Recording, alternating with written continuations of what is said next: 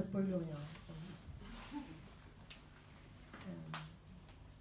Des liens, Mia en avait tissé un certain nombre depuis son arrivée à Paris, mais rien ne valait la toile tissée avec les sorcières. Unies dans la violence, elles s'étaient d'abord reconnues toutes petit à petit parmi la masse.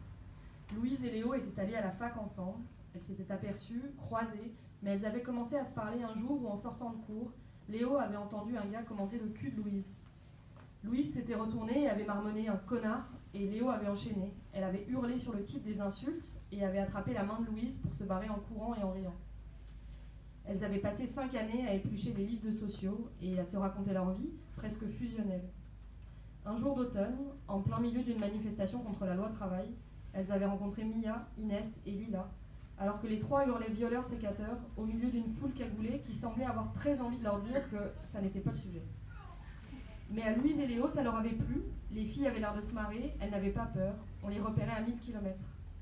Elles avaient crié des slogans ensemble et avaient été boire un chocolat chaud à l'écart pour cracher sur les vieux de la CGT et les jeunes mecs en noir unis par le même mépris des meufs qu'ils portaient en eux.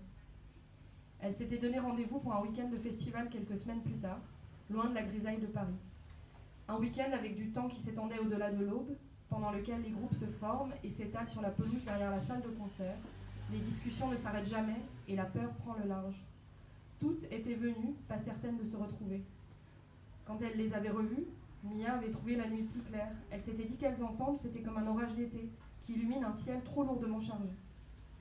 Louise avait ramené une fille qu'elle connaissait depuis peu, Nina, qui parlait vite et fort, mais à qui on avait envie de faire confiance immédiatement.